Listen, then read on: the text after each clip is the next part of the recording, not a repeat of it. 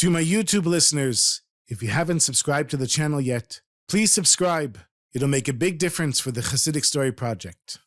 This is the Chassidic Story Project with Barak Hullman, podcasting from Jerusalem, Israel. This podcast is sponsored by listeners just like you. To become a supporter of this podcast, please go to HasidicStory.com, HASIDIC story.com. You'll never know. You'll never know. You'll never know.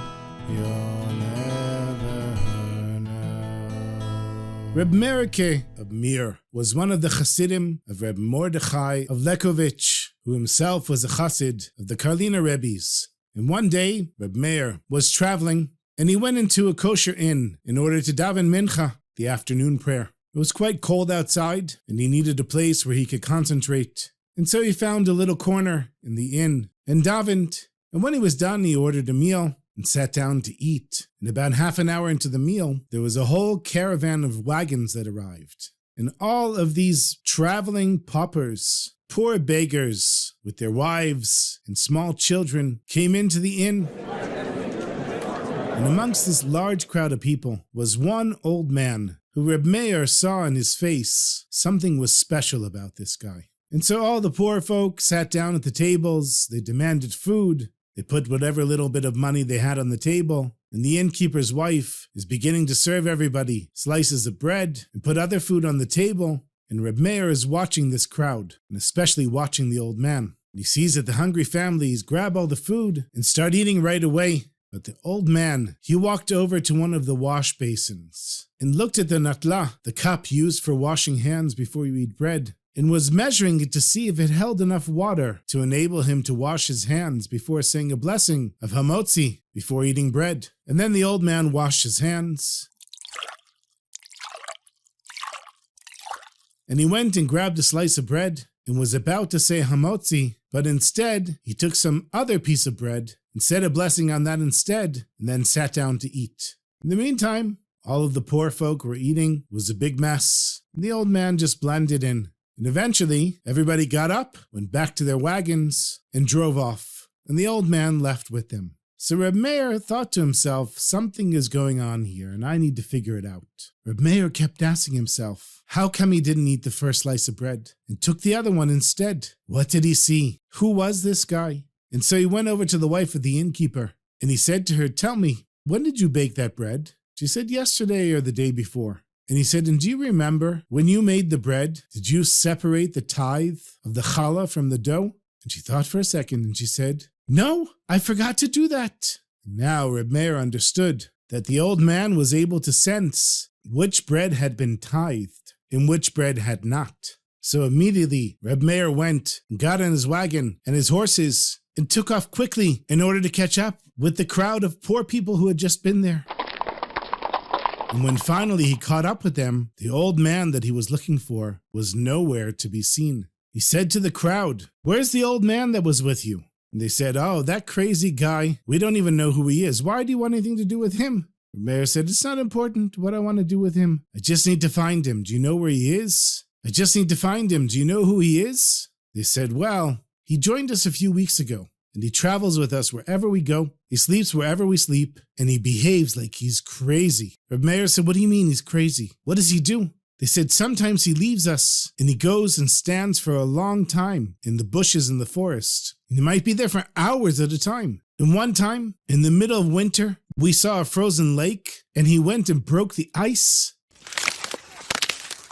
and went for a swim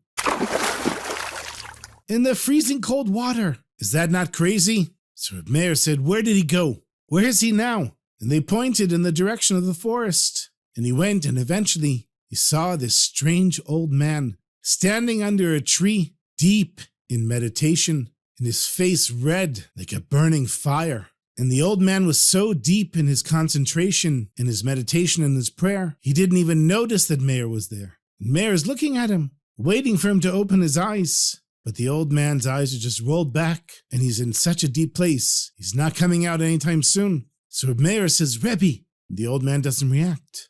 He says, Rebbe, Rebbe. And the old man opens his eyes and says, what do you want? Why are you here? Why are you disturbing me? He said, Rebbe, please, bless me. And the poor old man, he says, do you have a penny? He says, sure, I have a penny. He said, so give me a penny. He gives the old man the penny. The old man blesses him. He puts his hands on Reb Meir's head, and he gives him a blessing. He says, Yivrecha Adonai v'shmerecha, Yeh Adonai panav alecha v'chuneka, Yisa Adonai panav alecha, v'yasem lecha shalom. He gives him the blessing of the high priests, the blessing that parents give their children every Shabbos night. And Reb Meir thanked the Rebbe, the poor old man, and went back to his wagon and continued until eventually he reached his Rebbe, Reb Mordechai. He said, Rebbe, I have to tell you this incredible story. I was traveling and I stopped for Mincha, and I saw the special old man, and I went to get a blessing from him. And I gave him a penny, and he gave me a blessing. And Reb Mordechai said, wow, Reb Meir, you are so lucky. Do you know who that man was?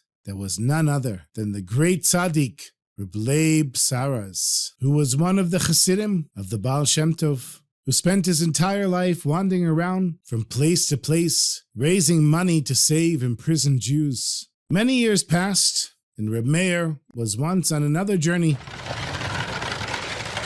traveling through the forest, and it started getting dark. And everybody knows in those days you couldn't travel at night. There were no roads, no street lights. Couldn't find your way in the forest for sure, not in a wagon with horses. And in the distance, as the sun was setting, he saw there was a house with a stable next to it. So he goes to the house, and he knocks on the door. And the only person there was a woman who was busy cooking a large meal. And Reb Meir says, would it be possible to spend the night here? And she said, certainly. We love having guests in this house. And so Reb Meir sat in the corner and was learning from a sefer, from a holy book. And a few hours later, the owners of the house came home. And Reb Meir realized that this was not a nice crowd. As a matter of fact, they were a gang of thieves and murderers. And when they walked in, the woman who was cooking the food said, look at what we have here. We have a very special guest, just waiting for us to take care of him. And Reb Meir looked around. He looked at every door and every window. He saw that they were all locked. And he realized this might be the end of him. So he decided to say vidoy, confession. And he cried the tears of a person who knew that it might be the end of his life. In the meantime, the thieves sat down to eat their meal. And when they finished, they got up, gave Meir a nice round of punches and kicks, and then tied him up to the chair that he was sitting on, waiting for when they were ready to take care of Reb Meir. And all of a sudden, there's a knock on the door. And they hear a voice from outside, open up in there! But the murderers were so shocked, they weren't going to open the door for anyone. Then there was more knocking on the doors. And banging on the windows. And they heard there was a crowd of Russian merchants standing outside the house shouting, let us in! Open the door, let us in! And the banging got louder and noisier, and it was freezing cold outside. So of course they wanted to come in, and since the thieves wouldn't open the door, they broke the door open and came inside. And what did they see? A group of thieves standing around a Jew tied to a chair. And the merchants understood right away what was going on. They went and beat up the thieves, untied Reb Meir, and then tied up the thieves to the chairs, waiting for the morning to come. In the morning, they took them, tied to the chairs, and put them in their wagons, and drove off to the nearest town, where they handed them in to the police. And Reb Meir went with them, and after the thieves were handed in to the police, Reb Meir said to the head of this group of Russian merchants, where did you guys come from? What happened? And they said to Reb Meir, you won't believe it. We take this road all the time. We know every single part of it, every turn, every tree, every rock. We know them all and we never get lost here. But today, for some reason, we got confused, went off the main road, and somehow we ended up here and it was freezing outside. So we wanted to come in the house. Clearly, it was the hand of God that brought us here in order to save you. And so Reb Meir went straight away to his Rebbe, Reb Mordechai. And as soon as he appeared at the doorway, the Rebbe said to Meir, it's all because of you I couldn't sleep last night. Meir, I saw the danger that you were in, and I was davening and doing everything I could to save your life. But they told me in heaven there was no way that my davening would be enough. And then I remembered that you once got a bracha, a blessing from Reb Leib Saras. Because you gave him that coin, I was able to use the blessing and the coin that you gave. in order to ask heaven to send the merchants off the main road and come to the house and save you. I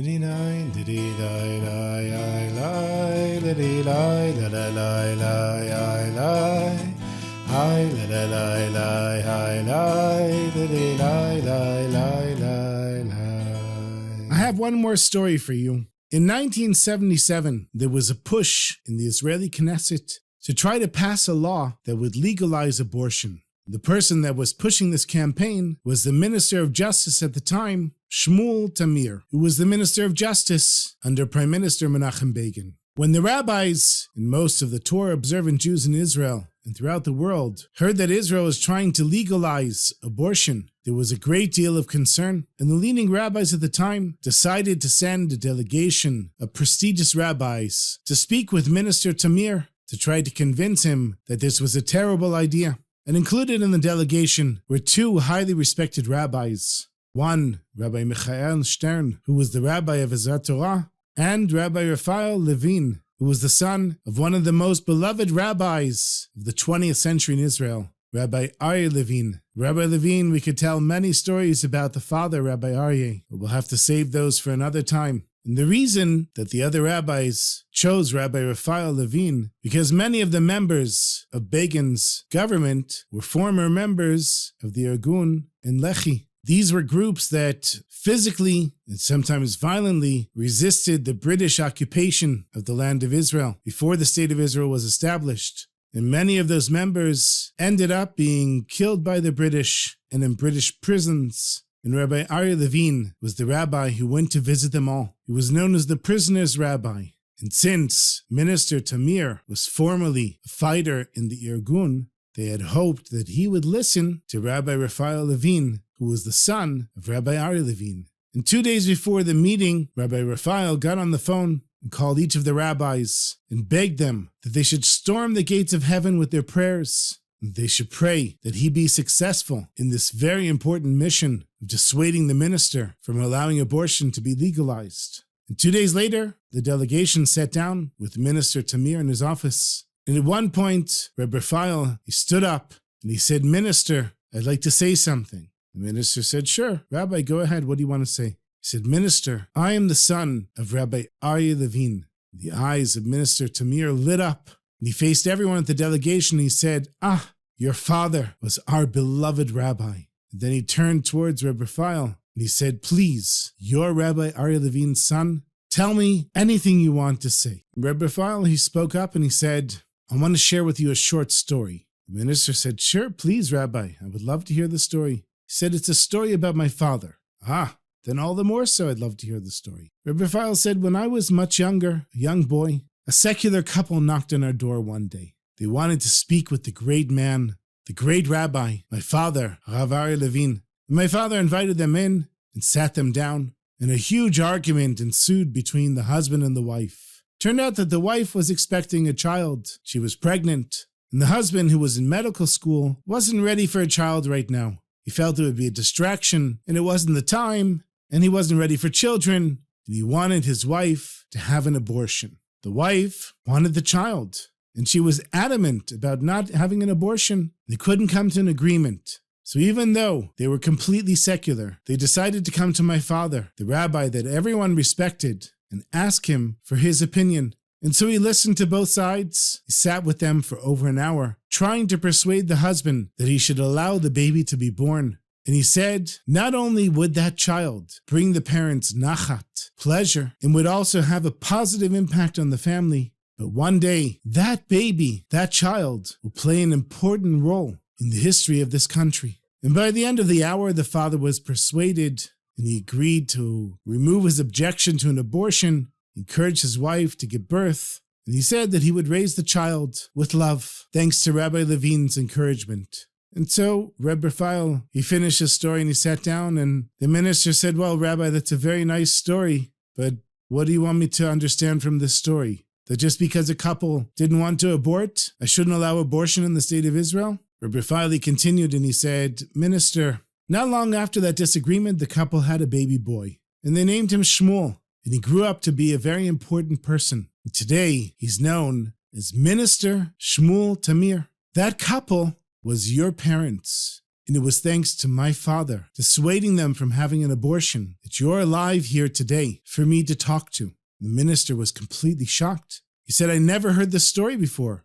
I think maybe you're making something up here. So Reb Raphael said, go, call your mother and ask her. So he picked up the phone, told the secretary, get a hold of my mother right now. He says to her, there's a rabbi here. He's the son of Rabbi R. Levine. He says, you and my father came and asked him about an abortion, and I was the baby that was supposed to be aborted. Is this true? And at first there was silence on the phone. And he said, is it true? I need to know. And she stuttered a little bit and she mumbled and she said, my son, you have to understand, those were difficult times. And your father, it wasn't that he didn't love you. He just wasn't ready for children. And Minister Tamir, he said, thank you, Ima. That's all I needed to hear. He slammed down the phone. He looked at the rabbis and he said, you have nothing to worry about. This bill will never be passed as long as I'm the Minister of Justice. And on their way out, Rabbi Michael Stern, who was there with Rabbi Raphael, he said, Raphael, I don't understand. You knew the story 2 days ago, right? He said, yes, of course. He said, so why did you call us and insist that each of us daven and storm the heavens, that you be successful in your mission? It was clear that if you told that story, there was no way the minister was going to pass this bill. And Rabbi Raphael said, no way? How do you know what would have happened? Without davening, we're nothing. You think it's because of the story that the minister didn't want to pass the bill. And I will tell you that it's because of their davening and your davening and our trust in Hashem that the bill did not pass.